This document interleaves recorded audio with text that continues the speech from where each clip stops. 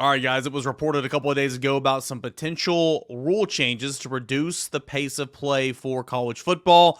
What do you think about those? I'm going to tell you my strong opinions on them. That, a whole lot more here on your Wednesday Locked On Vols. You are Locked On Vols, your daily podcast on the Tennessee Volunteers.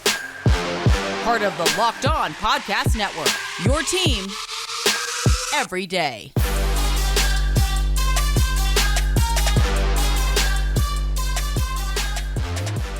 What is up, everybody? Welcome into it. This is Locked On Vols, and I'm your host, Eric Cain. So glad that you guys elected to spend some time with me here this morning on your way to work, in your workout, in your cubicle, whatever the case may be.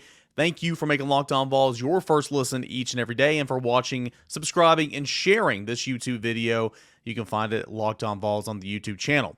This episode is brought to you in part by FanDuel Sportsbook, the official sportsbook of Locked On. Make every moment more by visiting FanDuel.com/LockedOn today, and that's where you can go ahead and get started. We got a fun show coming up today. We spoke on it a little bit during the mailbag. Somebody asked me about what I thought about the potential rule changes. We'll go into deep into that report. It was from Ross Dellenger of SI on trying to trying to shorten football games essentially at the FBS level.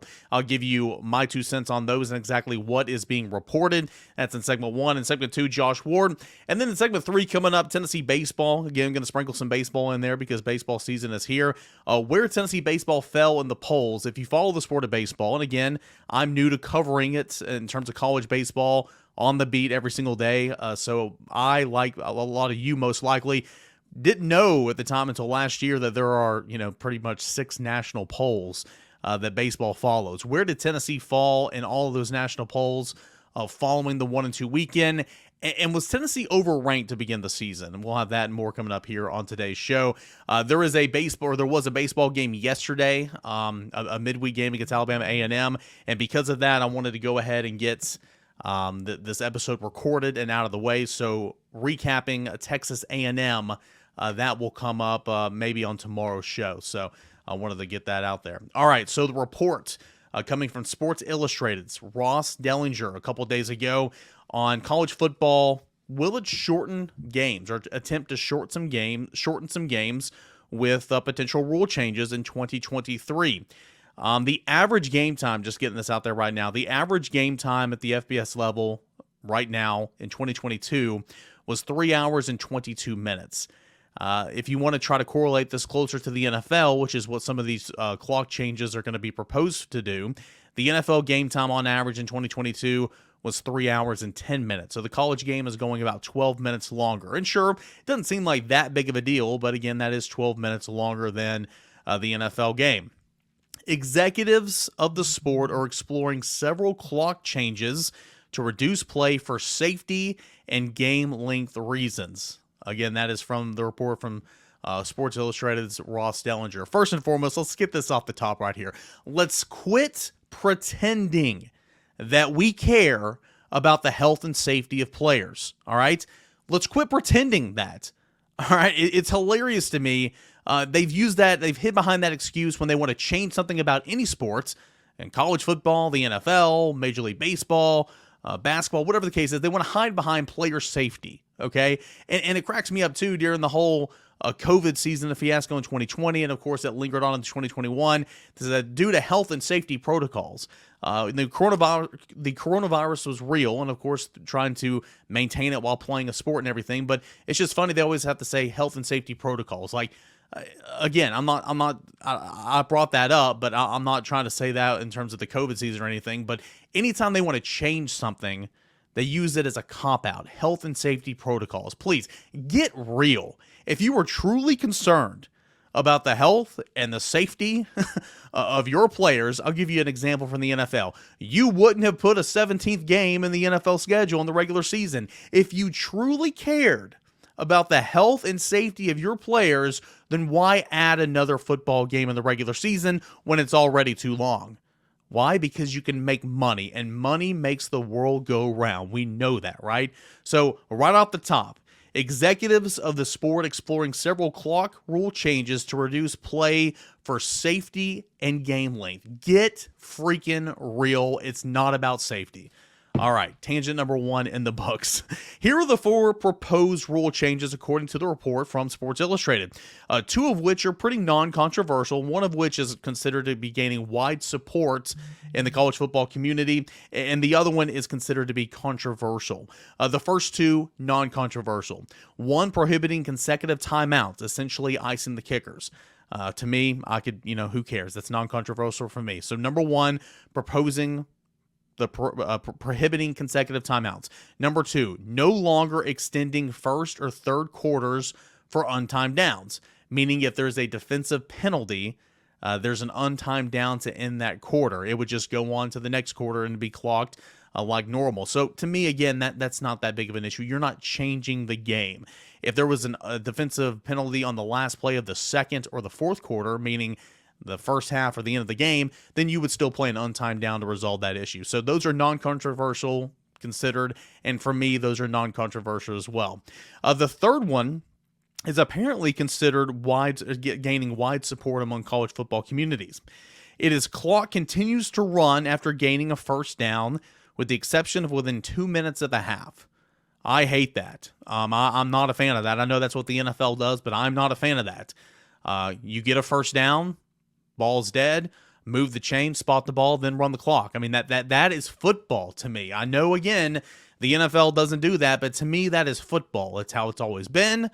I'm sure maybe I'm old man yelling at clouds here, but like, why are you trying to change that? Again, that's just how it's always been. I know not always that's why you need to follow and continue to do the same things, but to me, that's the sport of football. And then number 4, this is considered a very controversial one amongst members of the college football community. And the 4th proposal would be clock will continue to run after incomplete pass once the ball is spotted for play.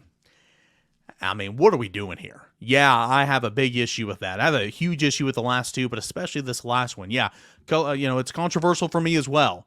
You want to run the clock after an incomplete pass? Are you kidding me? I mean, I understand when you get these pass-heavy teams, the game can take a long time to go, but it just kind of is what it is, right? I mean, it's football. Oh, my God, I can't stand that. The report goes on to say that the first 2 proposals won't save that much time at all. The first 2 proposals being prohibited consecutive timeouts and no longer extending first or third quarters for an untimed down. These changes would be for this fall in 2023, but they're several weeks away from going final if they go final. It's not even been formally brought up yet for discussion this go around. It was last year, but it's not been formally brought up for discussion or vote or anything. So if this does go final, it won't be for a couple of weeks, but it would be for this upcoming football season. Here's a quote from the story. Many officials involved in the process expect at least a portion of the proposals to pass. Which of the 4? A portion would be 1 or 2, right? Probably at least 1. Which one is it? If it's one of the last 2, so help me God, right? This would bring the college football, the FBS level, similar to that of the NFL. However, the NFL still does not allow coaches to call back-to-back timeouts, and the NFL does not stop the clock after first downs gained. So trying to make it closely resembling that of the NFL. Let's see here. Running clock after the first downs could cut 7 to 9 minutes. Running clock after first downs could cut 7 to 9 plays per game, according to this report. Running the clock after an incomplete pass could eliminate more than twice that number. So you're trying to cut off some plays. Now, I understand you want to talk about safety protocols. Tennessee averaged, I don't know, I don't have it in front of me, but probably around 88 offensive plays a game or 86 offensive plays a game. There was more than that last year. So if you're cutting down maybe 10 plays per game, that is 10 less chances of someone getting injured. So I understand what they're saying, but again, it's all about money and dollar figures. So stop pretending that you're trying to look out for the safety of your players. It's just wild to me. Again, FBS game times on average in 2022, 3 hours and 22 minutes. That of the NFL was 3 hours and 10 minutes. So you're talking like a 12-minute difference here on average if you're trying to closely resemble that of the NFL. So those are the 4 soon-to-be proposed clock changes to try to shorten the game of football.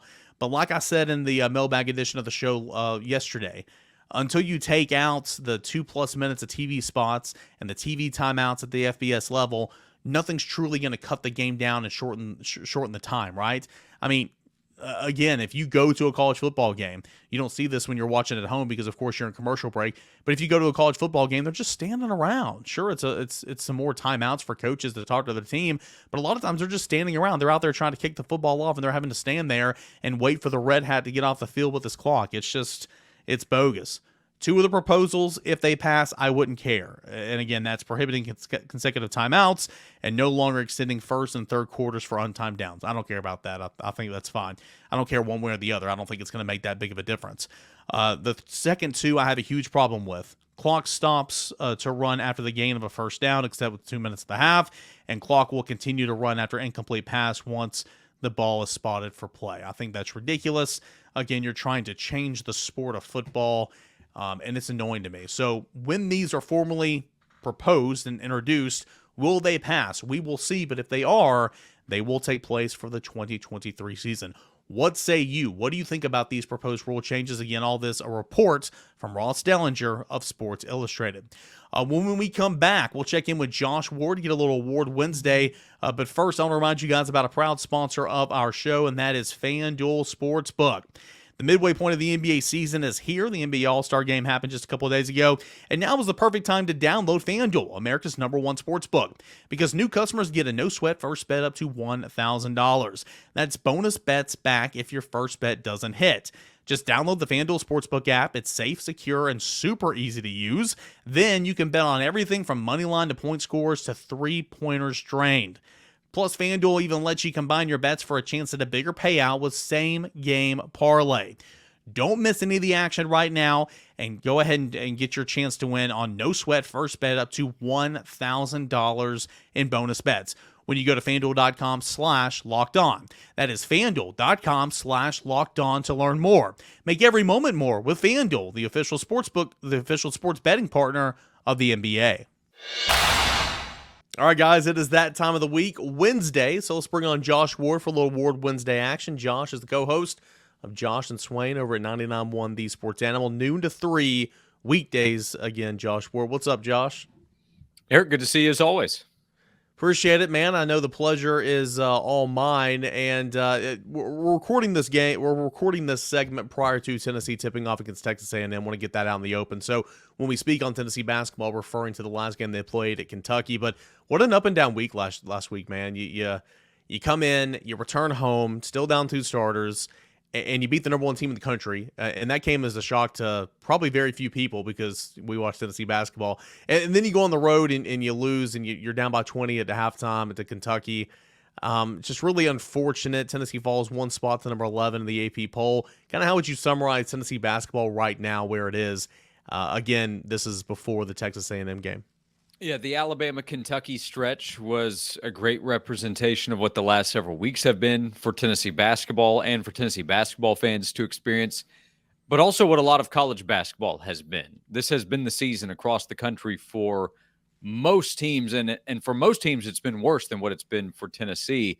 I think part of the issue, or a big part of the issue last week, was that Tennessee looked so good and so locked in and full of energy against Alabama, and then 3 days later, in the first half, looked as awful as it possibly could have. In the way that it was playing, the way that it was shooting, the mental approach, if that's the right way to describe it, as after the game, Rick Barnes said that not everybody was locked in, and it's impossible to understand how that could be, considering you're playing at Rupp Arena, and Kentucky is a big name, and they've already beaten you earlier in the season. If Tennessee's not locked in for a trip to Columbia, South Carolina, totally get it. I wouldn't be locked in as a viewer. But not being locked in for a game at Kentucky is difficult to understand. This is not a great offensive team. It just isn't. And it has the ability on any particular night to look really good, but across the board, it's not very good on offense. Tennessee's really good on defense, and that's how Tennessee is going to have to set itself up to go on a run. The other takeaway is, now I'm just going through a checklist, Eric, is I think Saturday was a reminder that, yeah, Tennessee really does need Josiah Jordan-James and Julian Phillips. To win one game, no, they're not a must. But to go on a run, Tennessee's not deep enough. They're not athletic enough. They're not good enough on the offensive end if they don't have those two guys. No, I couldn't agree more. Julian Phillips and Josiah Jordan-James have been out for a minute now heading into the Texas A&M game. Of course, they were out. Julian went out after halftime against Missouri. Josiah was out that game. We haven't seen either one of them since to the date.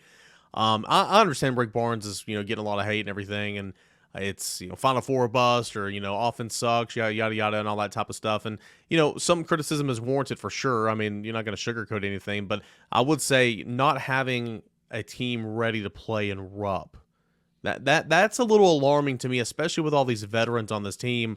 And again, as you pointed out, I mean, Triple J's not playing in this game. Maybe that has some reasons to do it, but I mean, Vescovy, Uros, you've got Olivier. I mean, so many different, and Ziegler. I mean, so many different guys who have played in these types of games before, and it's almost like they weren't ready or mentally locked in going to Rupp Arena. That is a little alarming to me. Yeah.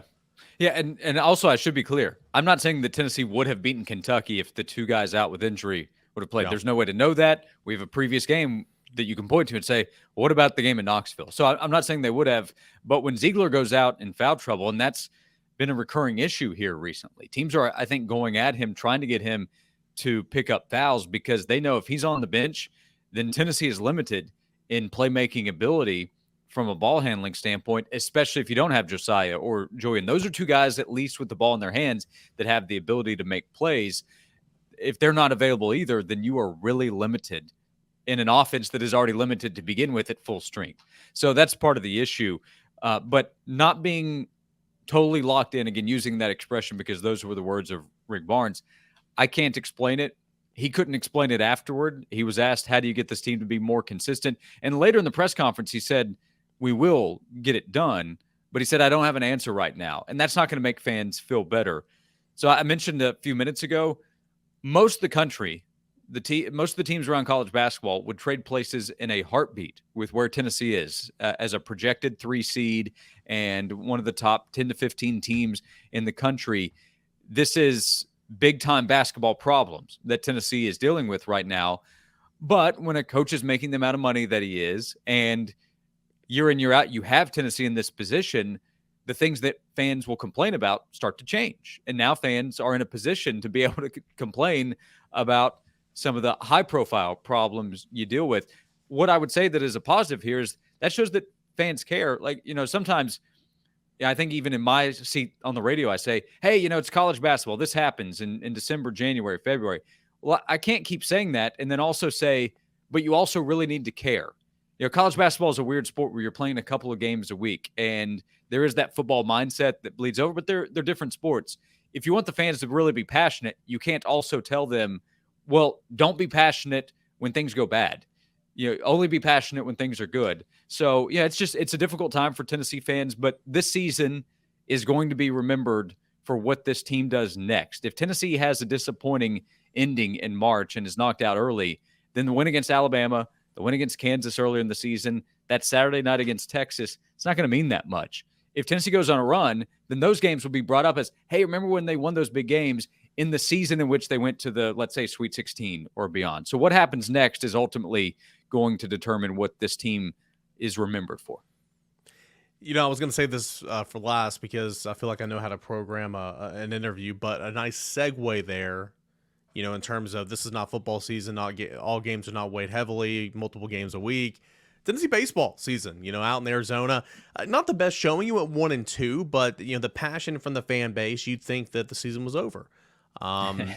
It's kindly there's 65 games to play. I mean, if ever there's a sport to where it's a marathon, not a sprint, if ever there's a sport to where not all games are weighed equally, we as sports fans, I feel like a lot of times, not just Tennessee fans, equate a basketball loss or a baseball loss to a loss in football, and it's 100 times different.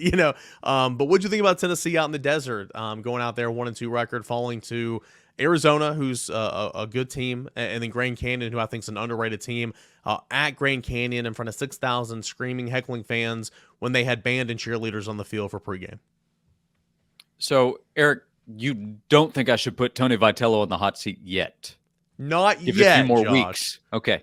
Yeah, not just yet. Yeah. Well, I will still repeat that the fact that fans have an opinion on the opening weekend of the yeah. college baseball season is such a statement to what Tony Vitello and his coaches and the players, many of whom are gone now, what they've done here in the last few years to create anticipation for games where fans have to go find them to be able to watch them. And the fact that you can do that is great for college baseball, I think. But for this team, I think the weekend showed us that the pitching is going to be really strong. That's why Tennessee is a preseason top 5 team, number 2 in several polls to start things out. It's early in the season, so you're not going to ride those arms trying to win games in February. That is unnecessary. The lineup reminded that right now it's not as deep as what you've seen where guys could go out with injury and you plug in other players and you have guys that can play depending on who you're going up against on the mound and be just fine because like last year's team, you have Jordan Beck coming back and you have Drew Gilbert coming back and Luke Lipschitz who had played so much. And by the way, was a reliable guy at first base in the field. That matters too. So a couple of guys out, the high profile piece being Maui Ahuna, which is a separate conversation. Missing those guys is very noticeable when they're not in the lineup right now, I think. And Tony Vitello and his coaches, they're going to figure out, okay, who really belongs in the lineup? What are we going to do at catcher? What are we, who are we going to rely on a regular basis? Who needs to be more spot starting? They'll figure that out. They know that they have the arms. They have talent, I think, in the lineup, but they don't have those guys that have already proven we're going to carry the lineup, that teams are going to be afraid of us. They don't have that right now. That's what they have to get figured out as this early part of the season goes along. Last thing, Josh, Tennessee football did pick up its 4th 2024 commit in-state defensive back Marcus Gorey of Bradley Central. Tennessee already 2 cornerback commits and a couple other cornerback commits from a couple other cornerback prospects for the state of Tennessee that Tennessee's in a good spot with. Loading up on that defensive side of the football so far, but Marcus Gorey of Bradley Central looks like he's going to be a Vol. Yeah, that does carry over from what we saw Tennessee do in the 23 class, carried over to 24 with the goal of stacking athletes and defensive backs and create better competition there, I think, in the next couple of years. And they'll always be active in looking for players at that position. I think in the transfer portal, they added one from BYU, one after another could at the end of the spring. But getting more athletic in the secondary, more speed is a must for Tennessee if it's going to play at the highest level against teams that are going to be able to throw the football and have to against Tennessee. Think about that as well from a personnel standpoint. Tennessee needs to be able to go get the quarterback and defend the pass because of the way Tennessee plays on offense. Also, good start in state as the Vols will look to continue to build this class in 2024 in the state of Tennessee. So I think there's positive momentum, and we'll see if Tennessee carries that over into March and April when recruiting will be busier. Josh, what is coming up today and the rest of the week on the show? Proper reaction. We try to have proper reaction no matter the results of these final regular season basketball games. It does really matter for SEC standing, by the way. So earlier I was mentioning where things are from a national polls and KenPom and seeding standpoint. Work to be done in the SEC. So a lot of basketball, plenty of football, national news as well. There's a lot going on, including in Big Orange Country. Josh Ward, co-host of Josh and Swain, every weekday, noon to 3 on 99.1 The Sports Animal. Josh, appreciate it, man. You got it. Thanks, Eric. All right, every single Wednesday we do Award Wednesday right here on Locked On Vols. More of the show coming up next as you listen and watch on YouTube to Locked On Vols. All right, guys, welcome back into it, your Wednesday edition of Locked On Vols, and I am your host, Eric Cain. Appreciate you guys hanging out with us here today. Thanks to Josh Ward for stopping by and talking with us a little bit. A reminder, because of the baseball game yesterday, I went ahead and recorded today's show before the basketball game last night, so we'll touch base on Tennessee and Texas A&M maybe later in the week. Question of the day, do you want to see pace of play changes in college football games? Are you strongly opinionated on the subject like I am, as we discussed in segment number 1? Are you indifferent? What say you? Do you want to see some of these reported proposals to pass for the upcoming football season? If you're just joining us, midway or towards the end of the show, you can go back to segment number 1 to hear what those reported proposals will be here in the next few weeks, according to Ross Dellenger of Sports Illustrated. Okay, let's talk a little baseball, shall we? So Tennessee baseball, it is here. It started the baseball season 1 and 2 over the weekend. I didn't give a full recap of that on Tuesday because, again, Hardly ever until baseball season, when we get down to the nitty gritty, will we kind of, dissect what's going on, on a game by game basis. And really that'll be very, very minuscule here on this podcast, because I love baseball. I enjoy covering it, but I know what drives the ship here in terms of numbers and ratings. But big picture stuff. Tennessee fans, a lot of Tennessee fans jumped on the Tennessee baseball bandwagon maybe last year, maybe 2 years ago when they were in Omaha. But there's a lot of new Tennessee fans, and that's awesome. I think Tony Vitello has done such a great job of rebuilding this program. Those kids play hard. Those kids are fun to watch. They're energized and all that. And so I think that's a great, great thing. But when it comes to that, with more and more people, joining the fandom of a new it's not a new program, but of a program, a lot of times they're just casual baseball fans, and they sometimes weigh a baseball loss as heavy as you would a basketball loss. And there's, it's not the same. And some fans weigh a basketball loss as heavy as you would a football loss. In football, you get 12 games in the regular season. A loss will hurt you. It will cripple you, right? In basketball, a loss isn't the end of the end of the world, right? In baseball, I mean, gosh, you play over 60 some odd regular season games. One loss is not going to, be a blimp in the radar, right? But Tennessee went out there and finished the weekend 1-2 in the MLB Desert Invitational, squared off against some good competition. I'll give you the cliff notes real quick. Arizona, bats wise, it's neither team was ranked that Tennessee lost to, but Arizona in terms of the offense is a team that could probably carry them in the postseason play. They're a projected regional team, meaning Arizona is a projected NCAA tournament team this year. It's got really, really good players, really good bats, returning lineup. And, Tennessee, was awful with runners in scoring position and made some defensive miscues and lost that game on Friday.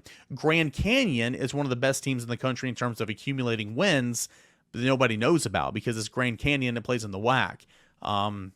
It's a really good baseball tradition. It's been really good each of the last 6 seasons. It's won that conference.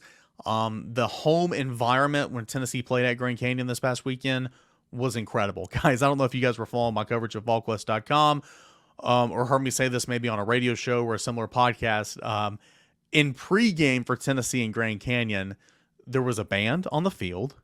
There were cheerleaders dancing on the field. There was a mascot. I mean, it was a whole production. And then there were 6,000 screaming fans the entire time heckling Tennessee. That type of environment, that exact type of environment you won't ever see again. But that type of environment you won't see until Southeastern Conference play in a month from now. And really only at a couple of ballparks. Tennessee goes to LSU. You'll see it there. Tennessee goes to Arkansas this year. You'll see it there. So it was important for Tennessee to see that type of environment early on in the season, because, when you come back for these non-conference games right now over the next month at Lindsey Nelson Stadium, for the most part, I'm not saying Tennessee will run the table or anything, but for the most part, the consistent competitiveness in those baseball games will not be there. And so it was important for Tennessee to see that. Tennessee, again, left a whole lot of men on base. They had 3 defensive miscues, 3 errors in that baseball game, and it's really unfortunate because Chase Burns pitched well enough to win that baseball game, and I thought the relievers pitched well enough to win that baseball game as well. Fast forward to Sunday, Tennessee broke the bats open, 4 runs in the 7th. Blake Burke, a triple and a home run. Drew Ream pitched 6 innings of marvelous baseball, had a no-no going into the 4th. Into the 4th. I think he went 4 2/3 of a no-no. Anyway, he looked really, really good. So the big picture again, Tennessee baseball was preseason ranked number 2 in 5 of the 6 national plaudits that cover baseball at the college level. Quick sidebar: I think there's too many polls. I think it's completely stupid. I think it's ridiculous. And so, for the sake of my coverage, I will, if I list Tennessee as a ranked team, I will be going off the D1Baseball.com poll, because I think that is the most credible in covering the sport of baseball at the college level. So if I don't do the D1 baseball, it will be the USA Today Coaches Poll. But the USA Today Coaches Poll for baseball, college baseball, came out with a preseason ranking, and they're weird. They won't come out with another ranking until like a month or two, like a month into the season, probably around SEC play, conference play. So they're done for a little while. They preseason ranked Tennessee number 2 in the country, and then they won't come out with another ranking for another couple of weeks. So I'm going to go through the polls where Tennessee was ranked and then where Tennessee is now after the 1 and 2 week. We'll start with D1 baseball. Tennessee was preseason ranked number 2, and after the 1 and 2 opening weekend showing at the MLB Desert Invitational, Tennessee dropped all the way to number 3. Tennessee comes in at number 3 in the D1 baseball week 2 poll, so didn't fall all that lot. Again, the two losses were not horrible losses because I think both of those teams will be regional bound. Again, the USA Today Coaches Poll doesn't come out with one for a while. Baseball America poll. Tennessee was preseason ranked number 2. Tennessee slipped down to number 6 following the 1-2 weekend. The National Collegiate Baseball Writers Association, the NCBWA, preseason ranked number 2 were the Vols. Now they are number 11 after the 1-2 weekend. Perfect Game, preseason ranked Tennessee number 2, slipped then down to number 5. And then Collegiate Baseball, preseason ranked number 5. It was the only national plaudit that had Tennessee not ranked number 2 in the preseason. So since they had Tennessee at number 5, they now have Tennessee down to number 11 after the 1-2 start. So if you're keeping track at home, of these 5 polls I'm discussing, D1 Baseball now has Tennessee at 3. Baseball America has Tennessee at 6. And then A Perfect Game has Tennessee at 5. So you have 2 top 5 rankings remain, 3 top 10 rankings remain, and then the other 2 that are outside the top 10, the Vol check in at number 11 in collegiate baseball and number 11 according to the National Collegiate Baseball Writers Association, or the NCBWA. All this to say there are way too many stupid polls in college baseball. I follow D1Baseball.com, but more so than anything, again, this is not the end of the world. It is opening weekend. Tennessee will lose some games this year. It is going to take some feeling out process, right? Tony Vitello told us over at VolQuest when I sat down for an exclusive interview before the season, he said, hey, we might be overranked right now. And that's a credit to where this program has done the last couple of years and to those guys who are no longer here when I asked him about new faces in the lineup. He said, everybody's gunning for us right now. You know, we went to Omaha a couple of years ago. We did what we did last year. So we might be overranked right now. And that's because, you know, it's because of what the program has done. But this is a new team. It's going to take these guys to kind of gel with one another and kind of figure out their identity and who they are, and that's okay. Over the next month, Tennessee will be playing non-conference games right here at Lindsey Nelson Stadium. A couple of midweeks this week, Dayton this weekend, a couple of midweeks next week, and then another weekend series, and so on, and, you know, we're off and rolling. So a loss in baseball is not the end of the world. It's really, really not. Tennessee's losses over the weekend, it wasn't great. Tennessee didn't play well enough, especially offensively and defensively, to win those games, but they lost to some good teams, in my opinion. So I don't think it's the end of the world. I think Tennessee baseball will be okay, but they do need to find their identity and who they are, because this team will not be the teams, or will not be last year's team. You are starting 8 new position players. There's some familiar faces, and Jared Dickey and Blake Burke and Christian Moore. And of course, you got the pitching, which is superb, and they return all 3 All-American starters and some key guys in the bullpen. But offensively in that lineup card, new faces, new places. And so it's not the end of the world. Tennessee baseball is going to be just okay, but they do have to find their identity. All right, that is going to do it here for this Wednesday show. Appreciate you guys for tuning in and being with us here today. As always, please like this video, share it on YouTube, subscribe to the channel. Let's help get this video in front of more and more Tennessee fans. And thanks so much for listening wherever you find your podcast, making the Locked On Vols your first listen each and every day. Guys, I appreciate it as always. Give Locked On SEC your second listen. Chris Gordy does a fantastic job taking you around the SEC in 30 minutes or less every single day. That's Locked On SEC, your second listen, right behind Locked On Vols. Same time, same place. Let's do it again tomorrow. This is Locked On Vols.